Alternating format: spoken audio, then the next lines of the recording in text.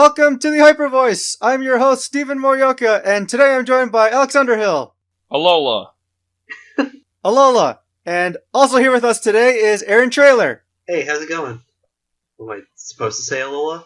No, you don't have to say Okay. We are doing great here. I say it every time just for fun because we're in the Sun and Moon era, so... It's a good one. I feel like we're going to be in the Sun and Moon era for a long time, though. So, this will be great. This is a show about Pokemon's Video Game Championship Series, also known as VGC for short. We are here to talk about a few tournaments that happened over the past few weekends, some of the more major ones that occurred. But first off, and this will kind of be inherent within each of these tournaments as well, is just our first topic for this show is just talking about overall attendance in Pokemon and what we've been seeing through this season at least. Obviously in the fall when had the 2016 format, numbers weren't the greatest simply because it was the fall. People were playing the old format. A lot of people didn't like it that much as well, as the popular opinion I was hearing. Now we're kind of in this spring portion of the circuit, and attendance again is getting, kind of lower, very much lower comparative to when we were in January through March. And, I kind of just wanted to hear a little bit of what you guys think about this. I feel like there are just two ends to this. Is really, you have people who are qualified for Worlds already, or really just borderline. They don't really need to go to too many major events anymore because they don't have to worry about some people will worry about the day 2 buys and travel awards, while others, they're kind of way behind already. It doesn't matter. And likewise, in a similar situation for some other people who, feel like Worlds isn't really, they won't be able to make Worlds this season, maybe just dealing with their confidence or whatever with the events they have left. Some people have also given up hope. So, attendance is a big factor for these tournaments. So I just kind of want to hear what you guys thought about this. So at my local events, I have never been to a 4-round PC before. They've always been 5 rounds, with top 8, right? And so that's nice because you can go 3 and 2 and have a chance of it. But in the past couple of months, the attendance has halved, and so we have 4-round top 4, or even at one I wasn't at, 3-round like top 2. And these events barely hand out CP, right? And so I've been going to PCs since they started in 2014, and this has never happened before. So I really want to know the answer to this too. I think it's because the circuit, it's just not feasible to play in a couple of events and get your invite. I think people are starting to realize that as it gets closer to the end of the season. If you have 100 CP right now, you need to be a god for the remaining 2 months that you can get CP. And maybe you'll qualify to Worlds. Right? I was just saying, I think Steven made a good point that, for the larger events that we're seeing, people just aren't going because there are people giving up already, seeing, these people that you're mentioning, maybe at around 100 CP, know that even if they win a regional, they're still, 200 CP away, and they would have to have a good national run to make it to Worlds. Yeah. And so it's just going to look really hopeless at that point. And so maybe that's why people are just kind of just trailing off and not playing as much. Also, something else Steven brought up was that, fall had a dwindling attendance, and we kind of expected Sun and Moon to bring it back up because it's the new games. However, we're still kind of seeing this trending fall off in attendance, at least here in America, where just before nationals, these regionals are getting smaller and smaller attendance. Yeah, it's weird. You'd think they'd get bigger and bigger as people try and go for it one last time, right? Yeah. These are people's last opportunities, to try to make it to Worlds because Nationals is the biggest tournament of the year, and so not the biggest tournament of the year, but the biggest U.S. only tournament of the year, and so a lot of people don't want to ride on that tournament alone. A lot of people want to try to get as many points as possible to make their national finish less detrimental to making Worlds. But yeah, I was gonna say. I also imagine, going into nationals, since we're talking about dwindling attendance, what do you guys think is going to happen at nationals this year? Do you think it's going to have a smaller attendance, or is it going to be like what we've seen in past years? That's a good question. That is a good question. I don't know. We've, back in the winter, we really capitalized off of Sun and Moon's release. And, it was really, really popular back then. And now just with, I don't know. There are a lot of factors playing into this final international here, but I don't know whether, I definitely don't see numbers going up. That's for sure. Whether it goes down or stays the same, I don't really know which way to lean. I would almost imagine a little lower because the bar is higher for a lot of people. It's a little more expensive for everyone just to go to that event and play in the event this year. So I'd almost imagine numbers might be lower. Yeah. So last year when everyone was talking about how much they hated the format and how VGC 2016 was awful, I did the math on Nationals numbers in 2015 and 2016, and they were even. Yep. Okay. Which cool. surprised me a lot. So I think we're going to get surprised by how many people show up. Because it's kind of doom and gloomy now, but I feel confident that we'll hit around 400. That's my guess. I think another thing that we haven't talked about so far as entry numbers, is entry fees. Because, before 2016, there weren't entry fees, right? You had to pay $25 to get into Nationals. And that meant, if you're bringing your dad, you could sign them up. If you were bringing your twin brother, and he doesn't play Pokemon, but he's in the area and he's bored, hand him a DS, make him a team, and, he can play 9 rounds of Pokemon for free. And so that's, dwindling numbers in general, worries me a little bit, but, overall, it might just be a dip before we go up again.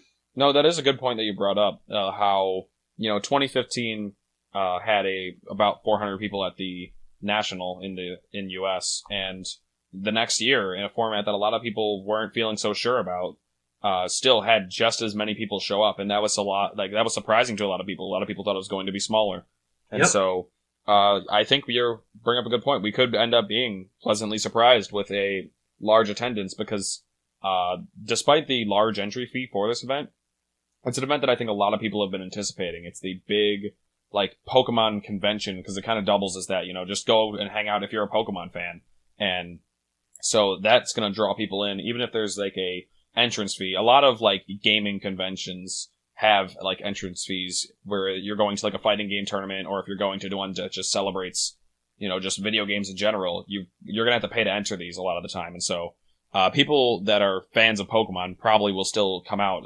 $15 isn't gonna really add a whole lot to your trip. If you're planning on spending the money on a plane ticket, or if you're gonna be driving all the way down and spending 4 nights in a hotel, $15 isn't gonna make you turn around. Yeah, exactly. That's a great point. $60 might make your $60 entry fee turn into a $15 spectator fee if you're one of those people who's not dead set on playing. But... you're right. You are right about those people because I talked about this in the last week, but I do have 2 people that are going to be coming purely as spectators, and while they've never actually played just for the sake of playing, they are definitely going to remain spectators with an entry fee like that. So I absolutely love how you guys are really stressing positivity, and we're being very hopeful with the numbers here. And I was talking with my brother over the weekend, and we were discussing all these fees and stuff for this international here, and he was always questioning and wondering, well, the spectators are paying to watch, but what exactly are they watching? Because all they have is just the one big stream video over the VGC had 3 side. at the last year's. Hey, remember? You can't discount TVs, right? Just the TVs? They were TVs. You can't discount the value of the creative corner. That $15 is a 4-day all access pass to the creative corner. They give out free draw in the lines Pokemon, you can go over there and grab a white sheet with Blossom on it, and you can color that in for free. They got the paper, they printed it out. You don't have to spend anything on ink. Yeah. So good point, very good point. But yeah, Steven, so you're saying that maybe, and I'm really hoping since that spectators are actually paying for this one, that they really step up the viewing, just the level of quality for a spectator, for a viewer, because we can't really hear commentary so well when we're at these larger events, and there's the one big screen and we have, the split crowd between TCG and VGC, I would hope that maybe we could either get 2 screens or at least be able to hear the commentary going on. I think that would make the event a lot better for spectators. Totally agree. Yeah, so I think we'll be fine with numbers and with whatever they decide to do with that. We'll have to wait and see for that national or the international and see whether, things turn out. And us being hopeful was exactly what we anticipated with positive energy. I have one more thing. In the Brazil International, how I wasn't there, but I saw videos and pictures of this. They had this awesome opening ceremony, right? Yeah. It was like they brought the house down. That was the first thing I thought of when I saw the spectator fee. So maybe there would be a cool performance or something. See, now that I would not mind at all. Yeah, that'd be sweet. Get a little bit of Pokemon Orchestra Symphony in there or whatever the group is called. But yeah, that would be fun. Or even something like they do at League of Legends LCS and have the players walk around on stage and there are lights everywhere or something. That'd be cool. Yeah, that'd be cool if they had last year's finalists up there or something like that. That'd be I'd like fun. that. I'd be down for that. Touring around.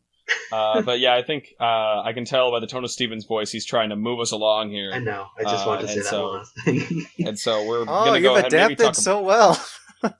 You're very predictable, Steven. I bet even the viewers know this. That's pretty bad. That's pretty bad for Pokemon then if I'm pretty predictable. I'm not going to go far like that. You've had your chance, in the past. You've done plenty well in previous years. I wouldn't say that you're dead set on not doing well this year either. But anyway, we're going to talk about Virginia, even though it is a little bit after the fact. Actually, I think we're only 1 weekend late or so. But yes, yeah, that's it. We're fine. Don't worry about it. You're right. We just couldn't squeeze it in last time because we had so much to talk about. But now we can finally talk about it. Talk about the new Big Six, as a lot of people were talking about it, because if more than one person uses the same 6 Pokemon, the meta is doomed. It's the new thing, right? It's the new big thing. But it also ended up with a very surprising finish too. So Nick Navarre, no one's going to be able to say his name right, but we're sorry. Navarre, yeah. But I probably just want to call him Nails because that's just how I think of him. So that's safer. Then we don't have to botch the names. So yeah, but Nails ended up winning the tournament, which while we're not surprised because Nails is a very strong player, we are surprised because he did kind of have a top 4 curse, making it into the cut a lot this season. I believe he has 4 very strong regional finishes, but he just wasn't able to close it out until this weekend in Virginia, where he actually managed to take the whole tournament with kind of a surprising team too.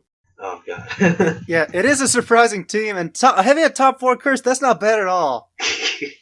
But still glad to see him win it though. Yeah. I'd rather have a top 4 curse than no curse and just make X3 every time. The X3 curse? Yeah, the X3 curse is not one I want to mess around with. No. But, I don't know, so both of you were at this tournament. Did either of you get to play Nails or no? Oh yeah, I played Nails. I did not. But yeah, we see Aaron made the top cut in Virginia as well, made top 8, and you played Nails, so tell us a little bit about that. Yep, so Nails lost 3... sorry, I'm just really proud of this, because they were pretty nuts games. Nails lost 3 games over the course of the weekend, and 2 of them were to me. Okay. We played round 4 in Swiss, which was it was a bummer matchup. So I was preparing for this tournament with Chuppa.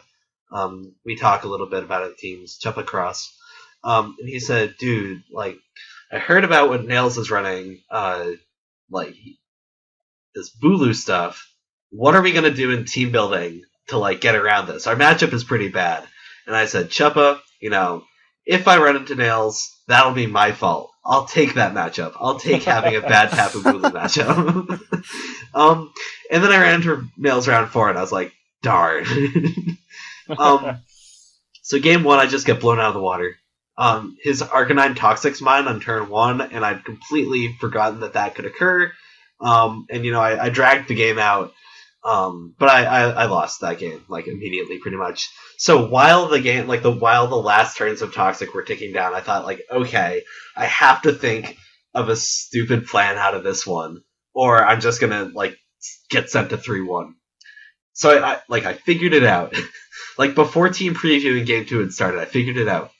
So, okay. So I set it up so that on turn 2, I would have my Kartana that wasn't intimidated out against his Arcanine in grassy terrain, right? And I get everything off, and I have my Arcanine next to my Kartana, and I Helping Hand Bloom Doom the Arcanine in grassy terrain, and it's knocked out, and Hell's forfeited the next turn. Oh my gosh. Wow. It was awesome. Why is Kartana beating its number 1 counter? Yeah, it was really funny. He might not think so, but he won the tournament, so I don't think he can complain. And so in game 3, I knew that wouldn't work again, ever, and I was really worried that if I was going to face him in Top Cut, that would happen. But the game dragged out, and then eventually I switched my Kartana out of Substitute into Arcanine, sorry, at -1, to protect my Tapu Fini from an extreme speed and get the Intimidate off onto his Arcanine. So my Tapu Fini survived with 7 health, and I hit him with a Muddy Water to finish the game. It was a real nail biter. Nails. Nice one. Yeah. Yeah, it almost sounded like that was calculated, but Yeah. but that's pretty impressive that you were one of, I think, actually the only person to take a set-off nails that weekend then? I was. And so he might have lost one other game to another person, but you were the only person to take a full set off of him Yeah, because he yeah. did go X and 1 in Swiss and then win all the way through cut. Yep. He won Very every impressive game run by after him, but also very impressive of you to be able to take a set off of him. Thank you. That was impressive out of me. I'll take that one. I'm just really proud because I thought it was a horrible matchup. And I kind of wanted to talk maybe about your team because your team was actually very prevalent throughout the cut, but also through a lot of people that we saw on stream that didn't even make it into the cut. Like you said, you were making this team or like talking teams over with Chuppa, and I know Chuppa was using the same 6 in the tournament. However, he didn't make it into the top 8. We saw a lot of strong players using this, so Yeah, so I know the whole story, I think, or at least part of it. So 2 weeks before the tournament, or maybe a week, I was flipping out about team choice. I had made a whole bunch of awful teams. I was going through like 5 a day. And I said to Marcus, what do I run? He said, Aaron, you should just take Will Tansley's team from Brazil, which is the same 6. So it's Arcanine, Kartana, Fini, Porygon 2, Gigalith, but instead of Tapu Koko, it's Togedemaru. Your favorite, Alex. Oh, of course. Thank you. And I said, Tansley, can you talk to me about this team? And he helped me out a lot, and I practiced a lot. And like, as soon as I got into ladder, I knew that like this was way stronger than anything I had been working with before. And I noticed that Togedemaru wasn't doing so great, so I swapped it out for Tapu Koko, and it felt even better. And so I showed up to the tournament, and like I worked out over the course of the day that me and Chuppa, who had been working together, started using this team. Rajan gave it to all his buddies, like Alvin, the guy who eventually beat me, Robbie Moore, a couple of other people. Paul Chua had been playing with it for weeks, so that's how he got it, I think. And then Justin Karras and all his buddies, Chris Danzo. No, I don't think Chris Danzo was using it because I do talk to Chris a bit. Wasn't? Okay, Danny Hemchand was using it. Maybe. Yeah, he was using it, and I'm sure there are like 3 or 4 other people I haven't named who are using it. And so what ended up happening was like when I was 4-0, like all the people at the top tables had this team, and it was kind of like, oh man, and like I think people were wigging out about like a new big 6, like you mentioned, but it ended up fine. Yeah, but so my takeaway from the tournament using that team was it was a really good team for getting me through the Swiss rounds, which I really liked because I wanted some CP. But playing the mirror was so awful that I would not run the team again. It was just a huge drag. So my 2 of my 3 losses over the tournament were to Robbie Moore, who ran the same 6 Pokemon that I did, except for the fact that his Tapu Koko was faster, which meant that he could Skydrop me, and I couldn't really do anything back to him. So my games against him were pretty gruesome, as mirrors tend to be. Yeah, the classic mirror match, but he's speed creeped you a little bit, so Yeah, exactly. not gonna go well for you. Yeah. He's Tekken for the mirror. How many times did you play the mirror?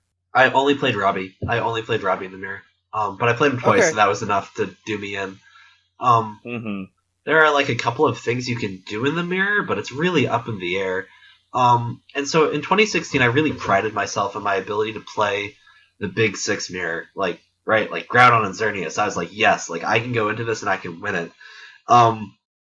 So going into like this mirror, it kind of felt like I had like, it felt like I was bringing like a knife to a gunfight, but my opponent like also had a knife, so I guess it was a knife fight. We were both kind of like evenly matched.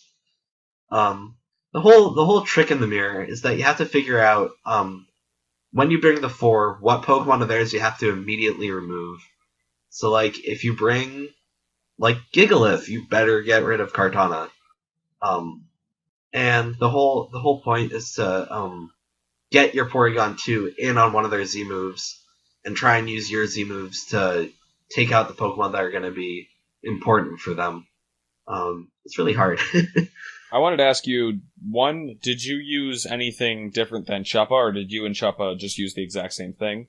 I kind of told Chuppa what I was doing, and then he kind of did his own thing. I had Specs Tapu Fini, and he used a Calm Mind set. Okay. My Gigalith was also Substitute, which I thought was really good. And I liked it until I ran into a Cursed Gigalith, and then I didn't like it anymore. But Chuppa didn't have that. Yeah.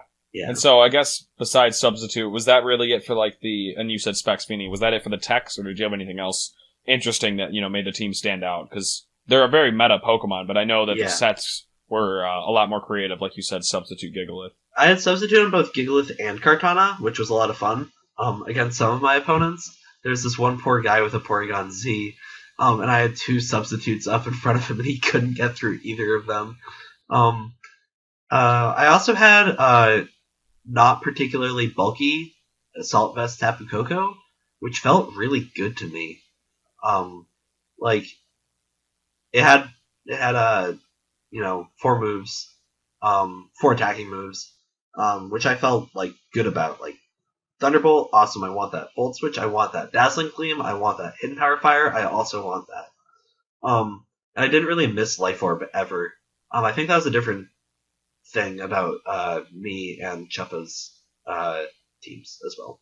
With Assault Vest Koko, the Life Orb damage is one of the things that people end up missing a lot, but I think one of the biggest ones is Protect, that ability to keep your Koko around a little bit longer. And while the Assault Vest does allow you to have a bit more bulk, but I think that's like one of the big things that people miss is protecting it when it's going to be targeted down. Yeah, no, you're absolutely right about that.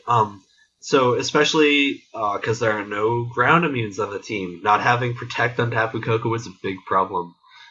Because Garchomp could really do whatever it wanted if my opponent was pretty smart. There is like one of my Swiss games. I almost got 1v4'd by a Garchomp coming out of Trick Room because I just had to take attacks from it. With Gigalith, with Tapu Fini, everything was slower. And that was my other Swiss loss as well, the one that wasn't Robbie. He just played Garchomp really well, and I had a really hard time getting around that. The other thing about Assault Vest that people miss is the damage. And I feel like if you make your Assault Vest Koko really bulky, you don't do anything. Especially if you don't get terrain control. And so I felt that like a lot of special attack investment, Assault Vest was like the right call, besides the ground thing. Nice. Did you find the Assault Vest helpful in terms of your special bulk, or did you appreciate just having that extra move slot for an attacking move? What worked out better for you? The 4th move slot I think was the best because Kartana is a problem if you don't have Hidden Power Fire. But what was really cool about it was that like Koko, like if you squinted, became a Pokemon that you could switch in on attacks. It's really fun to like switch Tapu Koko around with Volt Switch. Get it in, do some damage, get it out, save it. And then you bring it back in. And if you bring that back in on like a couple of Porygon 2 Ice Beams, you're not going to have a Tapu Koko anymore, right?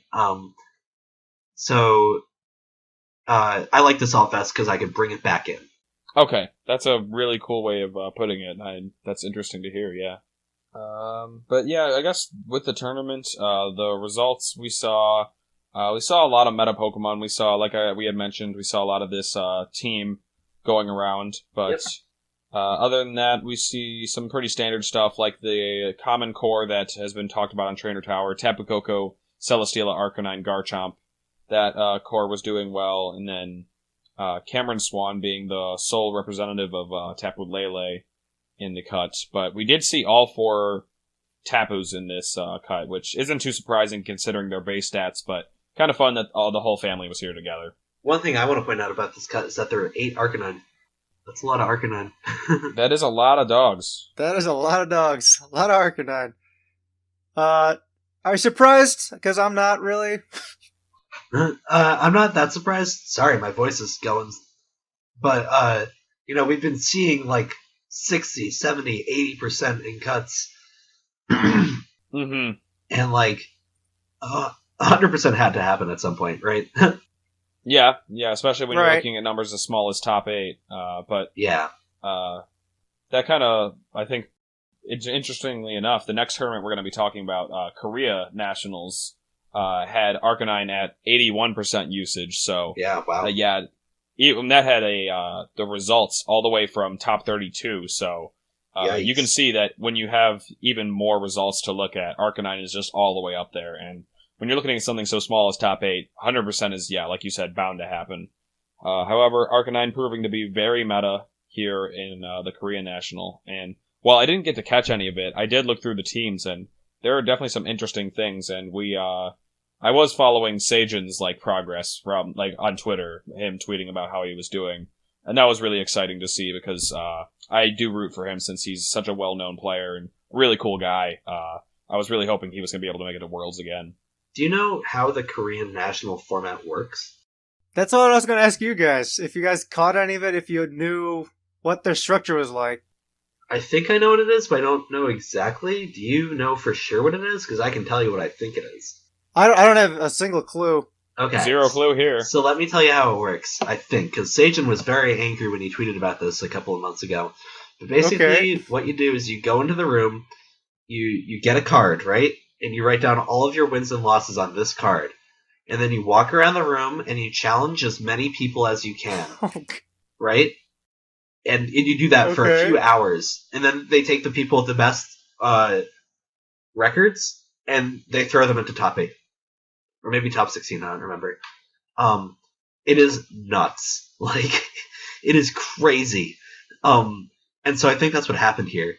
And I think what Sajin also said was that a player that goes 9-1 might not do as well as a player who goes 18-2, right? Or maybe 18-3 or 18-4. It's I don't know exactly the formula that they use, but it is a weird structure. And so it doesn't surprise me that the teams are a little unorthodox here at the top. That almost reminds me of, and while I was never a part of it, but I think both of you might have been, the international challenges, the Wi-Fi tournaments. Oh god, yeah. Where they didn't have a limit to the number of battles. And so it was just play as much as you can, win as much as you can. Those were awful. Oh my god. So that's kind of the vibe I'm getting from this. They were the craziest marathons, and oh my god, they hadn't figured out the DC issue yet. Disconnects, where they could tell who did it, and if you did, you lost points, and if you were the victim of it, you would eventually gain points as if it were a win.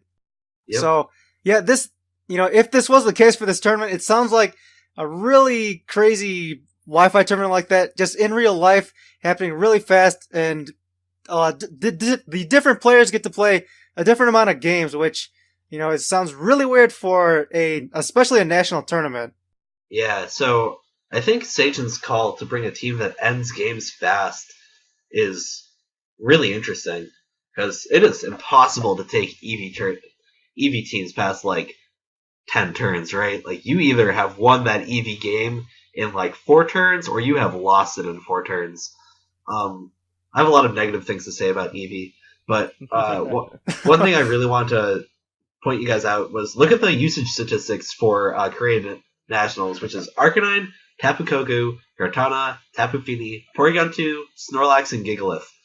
So the same 6 Pokemon we were talking about from the Roanoke Regionals with a Snorlax, and that's the top 7 Pokemon there.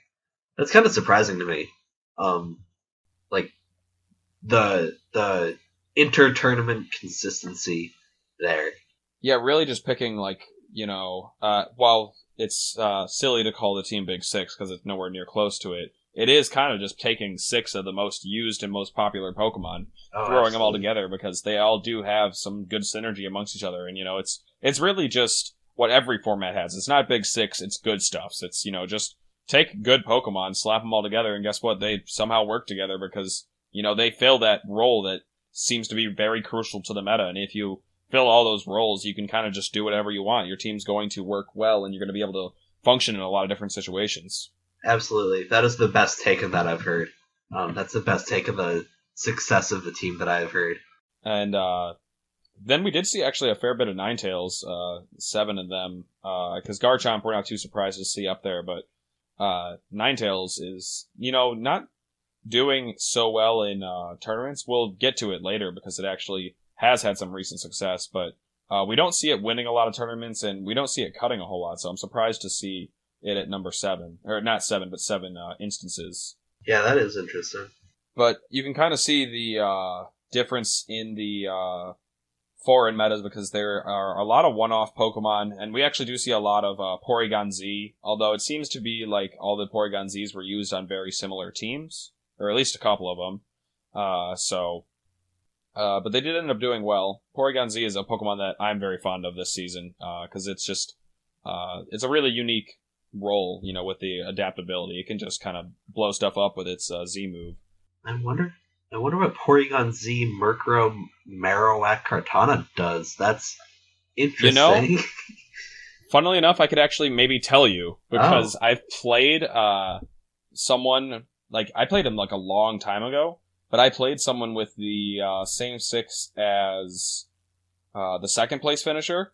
But it was like months ago. And I was playing on Battle Spot, and it was someone from Korea with that team. So I think they've been messing around with something similar to this for a very long time, and it's just like a Tailwind Murkrow with Normalium Z, Porygon Z. So like the famous Palossand team. Oh, absolutely. Yep. Instead, of Porygon setting up the Trick Room and speed control, instead Murkrow is setting up a Tailwind for the team, and then Porygon Z is trying to blow through stuff then with its Hyper Beams and Z Hyper Beams. Oh, interesting. And so, and you have Tapu Lele and Metagross to back that up? Yeah, and then those two, obviously, like, Tailwind teams, we've seen have done really well with, like, Mandibuzz Lele and Drifblim Lele. Lele just really enjoys having the speed control to fire off its hard-hitting offense, since it seems that Lele is the most consistently hard-hitting Tapu because of its high offensive stat, whereas Bulu, being the physical variant, just doesn't have as great coverage. And so these are all, like, a lot of hard-hitting Pokemon to take advantage of Tailwind and maybe try to win games quick. Kind of like you said how Seijun was trying to end games really quickly with his Eevee team. Maybe that's how they were able to be successful at this tournament. Yeah, that makes sense. That's a really good take, I think.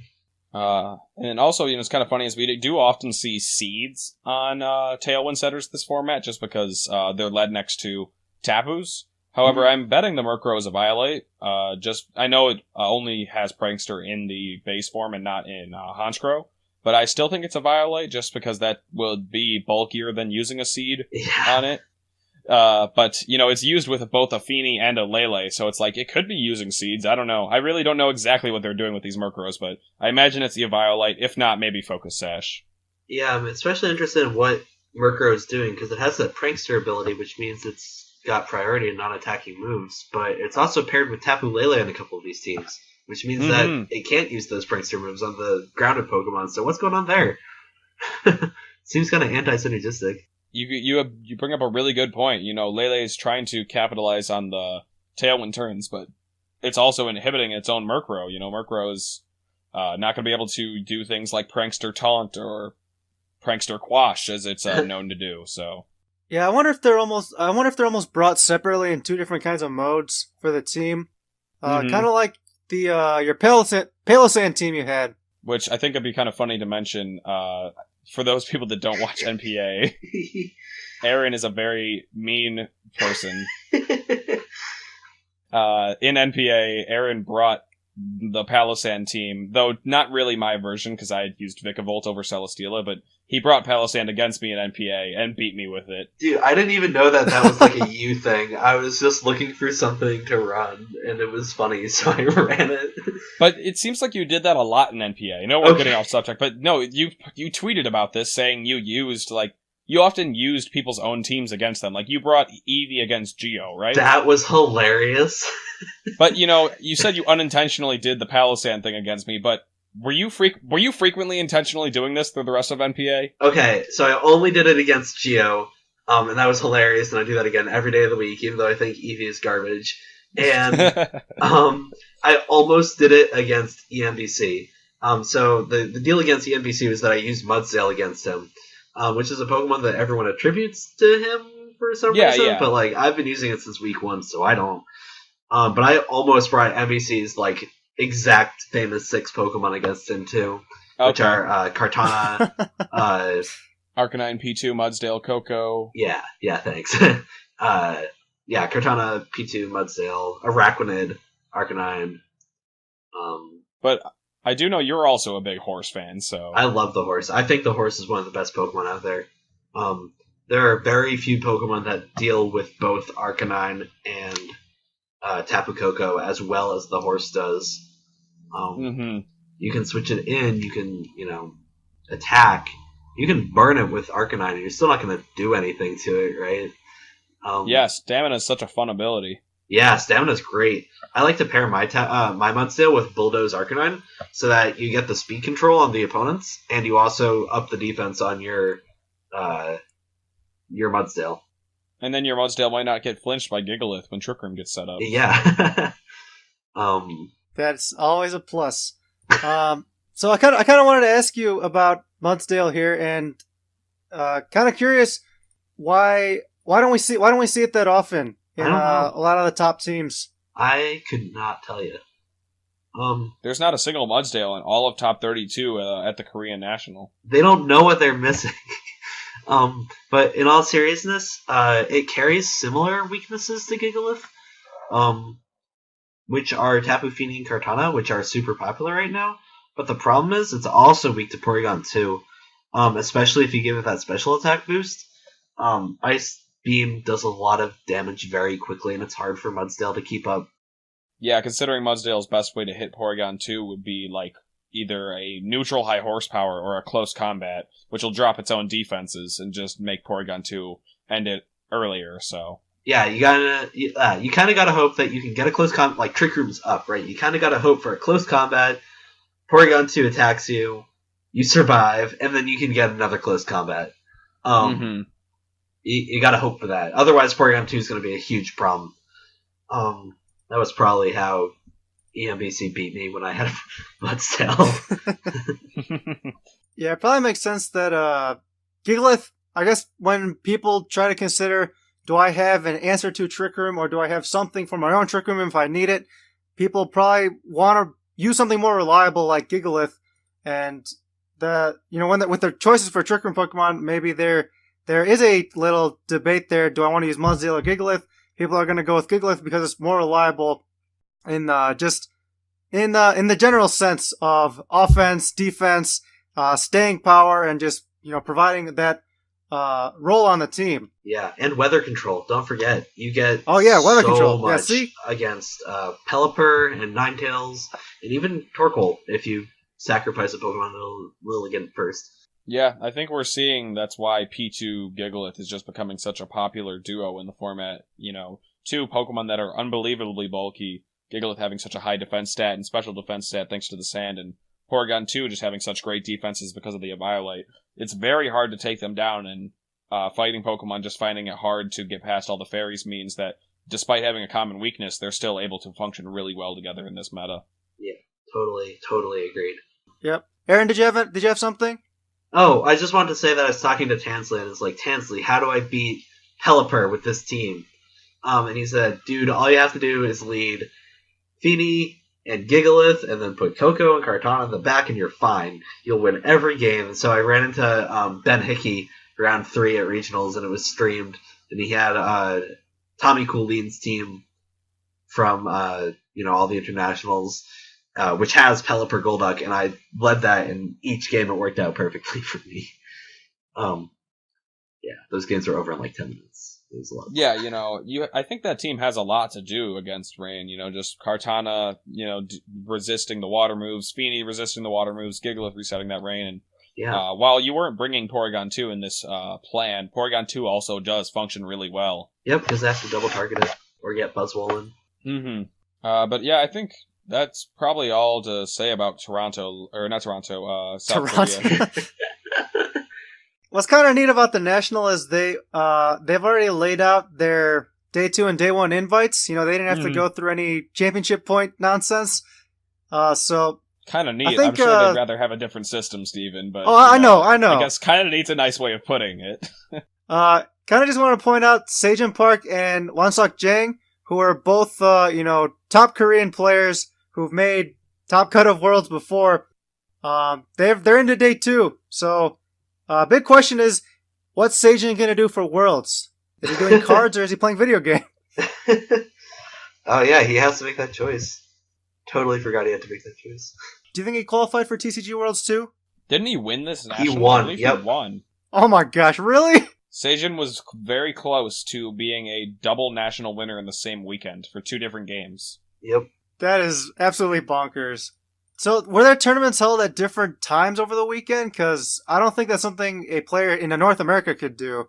Sejin mentioned that that's something that he really appreciates about the South Korea circuit. I mean, despite all of the wackiness, they have a lot that's wrong there, too. But Sejin mentioned that it allows him to play both VGC and TCG, which you can't really do as a North American player anymore. For those Pokemon fanatics out there, it's a little disappointing. I personally, I think he likes VGC, but I think he'll go for the TCG win because he wants to do the double, right? And also the pricing's a little better. That's a really good point. No one has accomplished that yet to win both Worlds titles in both games for TCPI or TPCI. Yep. And he's accomplished. He's virtually accomplished everything you could do in VGC. Worlds titles, Nationals titles. If they have anything lower, he's probably done it too. I mean, let's be honest, he definitely has. Yeah, he's trying to take over the cards now. My favorite Sejin moment was when he was signing up for NPA, the online tournament, a few years ago. And so in those posts, you're supposed to, write down your name, your time zone, and like your accomplishments, right? So he writes down Sejin, Korea, top 8 in an international challenge online tournament. And that was it. It was one of the most liked posts in Nugget Bridge. He's really funny. He knows what he's doing. Oh yeah, absolutely. But yeah, do you guys have anything else to say about the results? We weren't able to really catch any of the tournament because I don't know if they were streaming it or not. I don't think they were I streaming. personally was not able to watch it. It looks like it would have been a fun tournament to watch, though. Lots of interesting teams and results. I definitely recommend people check them out on Trainer Tower. It's just the Korean National that happened this year. And so if you want to go see what teams were used across that tournament, head over to Trainer Tower. The last tournament that we had to talk about, though, is the one that did happen in Toronto. I did misspeak earlier, but we are going to talk about it now. And this just happened over the past weekend. And what did you guys get to catch any of the tournament or no? I caught a little bit. I caught bits and pieces. But I did not see all of it. I saw the finals. I saw Trista play on stream day 1, and that was pretty much it. How about you, Steven? Able to catch any of this tournament? I was unfortunately busy, so I did not see anything. I didn't really see the results. I wasn't able to catch anything. We can look at the results right now. I know that, but it's kind of neat to see some of these names pop up again in some of the top cuts that I haven't seen in a while. And then see someone like our winner here in Toronto, Martin Gajdosz. Looks like a Polish name to me. Yeah, you nailed that pronunciation. And yeah, his team is similar to Toller Webb's from the Virginia Regional. So almost the same six. I don't know if they're the exact same team, but Is this the new Big Six? Oh my god. every Is it year the new it's gonna Big be every Six, year with anyway? this nonsense. Well, I think the funny thing about Big Six, like as a term, was that before last year it was like this joke term for like exactly what we're using it for now, right? Like the best six Pokemon at like this one point in time, right? But no one actually meant anything by it. And then last year it was like, oh, these are actually just like six of the best Pokemon. You just smush them together and you win all Right. of your games. Right, in 2015, I think it got labeled as Chalk, right? Chalk T.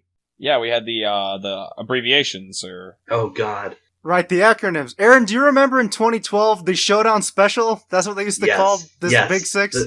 The Scarmless Special. We didn't even have Showdown back then. It was the Scarmless Special Right. team. Because that was in Pokemon Online. Yeah. Oh my god, it was like Garchomp, Metagross, Latios, Rotom Wash, Hitmontop, I think and- Zapdos, and Cresselia, Thundurus. and Chandelure were on it at some point. yeah, something like that. And, you know, people are always talking about how it's the best team, and that it didn't do anything. So I think, you know, maybe after a little while we'll start seeing some of that happen to our friends Coco, AFK, Porygon 2, and Gigalith. but yeah, so like Steven had said, there are a lot of familiar names in this cut. People that we've seen do well in the past, but maybe not so much recently. Like I know Trista had said this is her first time cutting a regional in a long time, and I believe for David Mancuso as well. They're both players that I've been familiar with since the start, and I had definitely, you know, like in my head and known these to be strong players, but you know they just hadn't had that success for a while, and so it's really cool to see both of them do well here in Canada. And then there was a lot of other people that I do recognize, and also some cool Pokemon picks. Like we saw Machamp trying to, you know, maybe steal somebody else's role as the big crit hitter. I thought that was a really cool idea that I didn't even know was possible. What did Pachip do? Well, basically Machamp is still doing its no guard stuff, Uh-huh. but it's using Stone Edge and Cross Chop, which both have high crit ratios. Huh. And then just throw in a Scope Lens, and now you've got 50% crits on 2 moves Wow. that don't miss. Oh, that's pretty cool. That's a low price. So yeah, you know, it's kind of a cool way to, you know, take advantage of the new crit system that I think might have been introduced in Gen 6. I don't know if it was always this way, but, you know, you get 2 stages up from your move and from an item, and then Machamp, yeah, you literally can't miss, so you're just cross-chopping for 50% crits and Stone Edging for 50% crits. I imagine that's a fun way to deal with Porygon 2 and Arcanine. So, and you know what the Tapu Koko is doing here, right? What's, wait, on Sam's team? On Sam's team, yeah. I do not know. He's got Tapu Koko, Nihilego, Celesteela, Oh Gyarados, no, is it? Okay. Marowak, and Machamp, and what he does is he Skydrops with Tapu Koko, and then you hit them in the air with Machamp. It's so funny. Yeah, that. Oh, that is a good combo. Yeah, Skydropping to with a no guard Pokemon is not. Like, it's something that is very situational. You don't always get to pull off because you have to fit both of those onto a team. But yeah, you know, you Skydrop a Porygon 2 and cross chop it. You don't even have to get the crit. You know, Oh, maybe. no. Yeah, and so then you get 2 cross chops off, and yeah, goodbye Porygon 2. You can't even switch out of it. You can even bullet punch on the way down. Something that's interesting about Sam's team is that he's got Coco and Nihilego, which was something that I flagged early on as like a core that could be really strong. And we saw some of it in Dallas with Austin Bastidia Ramos also making top 8. And it's pretty hard to stop if you don't really have anything that can outspeed it and really deal with it. This Coco might have had Guardian of Alola. I'm not sure if it did. Someone might correct me on that. But Guardian of Alola, Tapu Koko plus Nihilego, not much survives it. Celesteela doesn't survive it without the Figgy Berry. Porygon 2 doesn't survive it. And so you can, like, if you lead, like, I don't know, Gyarados and Porygon 2 into this, and you protect your Gyarados, and you think, I'm fine, and then you lose Porygon 2. Right. Like, that's a big danger. That is a very cool concept, you know, being able to pair that to get beast boosts, you know, while you are using your Z move, picking up beast boosts on a Pokemon that's threatening Snihilego with its really, really strong coverage, that could be a really cool strategy that Sam had on his team. We saw, I think, Ian reusing the team that he's been having success with. I don't know if what was his last cut? Oh god, I couldn't tell I you. think it was Brazil, right? Brazil, yeah. So, and The he used, I international. believe, the same 6, right? Something close to it. I think he had Arcanine. He had Arcanine over Celest. Oh, he did have an Arcanine on it. I'm not sure if it was over Celesteela. It was over something for sure. It wasn't over Nihilego. But it was a similar team to this. It had the same core 4, which is Pheromosa, Xurkitree, Smeargle, and Tapu Lele, which is a very, very scary 4 Pokemon to face down if you're afraid of Hyper Offense. And I would definitely be afraid of Hyper Offense piloted by Ian because he knows how to play it. He's shown that last year and this year included as a player that's very good at making reads. So I actually, before I was testing those Pokemon that we were talking about, the Koko, AFK, Porygon 2, and Gigalith team, I was testing this. I actually played it in the international challenge for a whopping 2 points. Ooh, okay. And so it's really strong. There are a bunch of things you can do with it. So if you think that they're not, like, if they have a bunch of slow Pokemon, you can totally abuse that by leading Smeargle, Xurkitree, Follow Me, Spore, whatever you want to in Tail Glow, and then hit them with Xurkitree, like a hammer.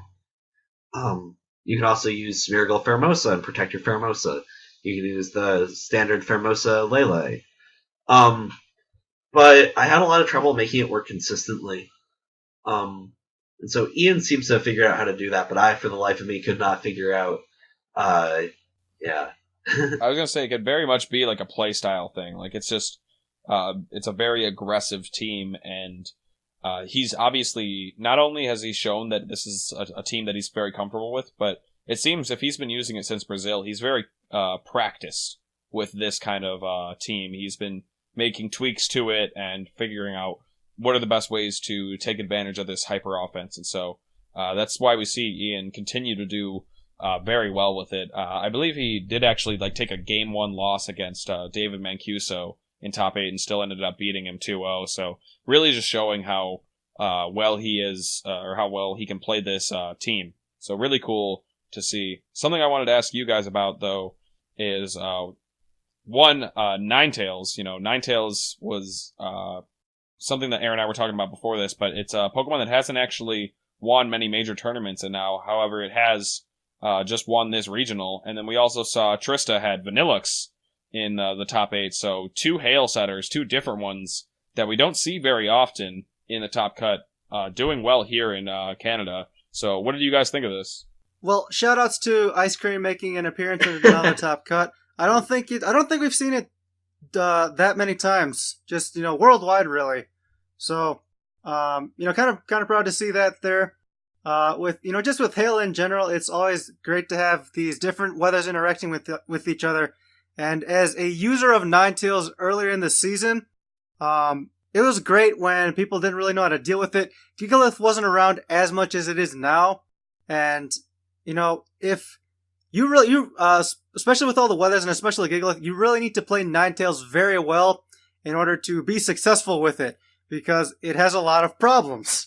Yeah, that makes sense. I think it's kind of interesting how there's only one Gigalith in this top cut, which was by the 4th place player, Alex LaBelle, who has the same 6 we've been talking about this whole time that I use. And so he actually played Martin in top 4, and I can tell you that matchup's not very pleasant for Koko, AFK, Porygon 2, and Gigalith, despite not having Ninetales. So I think Ninetales sort of had a free ride. My personal problem with Ninetales is that you don't really get anything but Aurora Veil and the plus matchup on Garchomp out of it. It's really frail. Its typing doesn't do anything for it defensively. It's stacking an Arcanine weakness on your team.